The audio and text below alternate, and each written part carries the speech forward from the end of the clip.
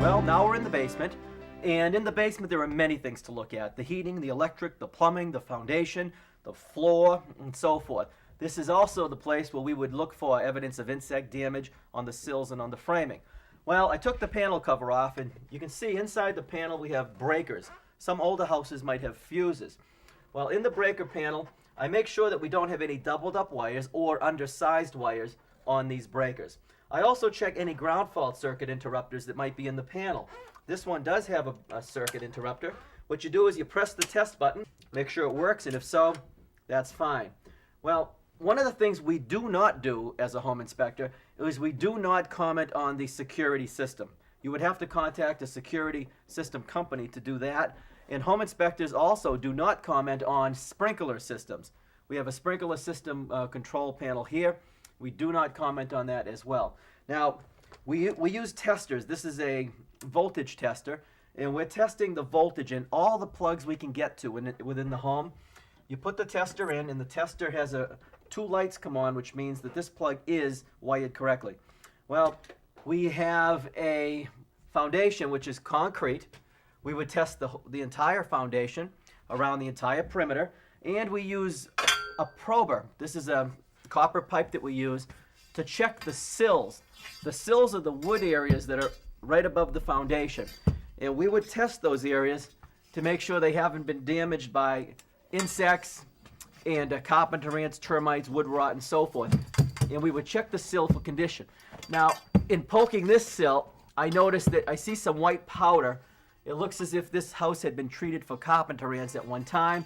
And I'm also seeing some droppings from mice. We're not in search for mice, but if we do run into droppings, we will note it on the report.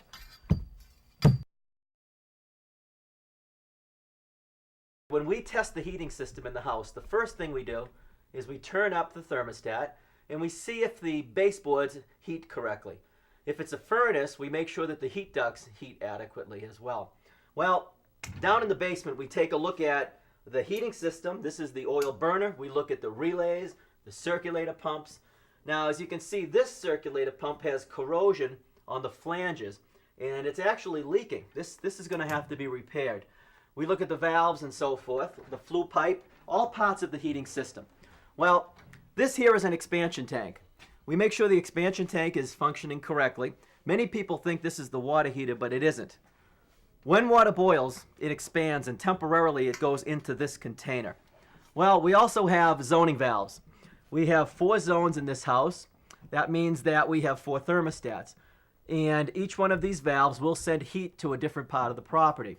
This here is the water heater. We check the water heater, make sure it's physically okay, and we check the water for temperature. We're looking for between 110 and 130 degrees.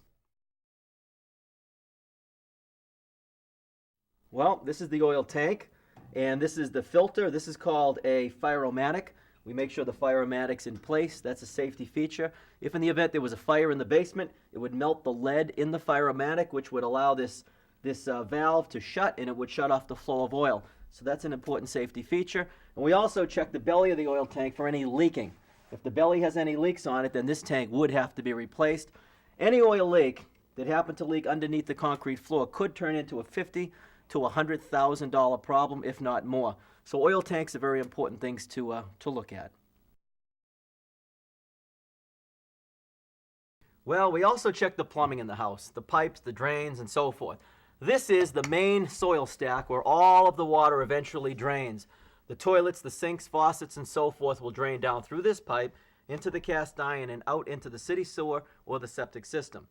Well, this is the clean out cap. If in the event there's a blockage, a drain cleaning company would show up, remove the cap, and take out the blockage.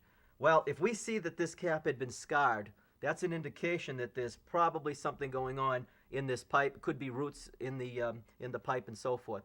So we would recommend that the client have a pipe cleaning company come out and do a full analysis of the underground drains, because we comment on what is accessible, not the inaccessible drains under the ground.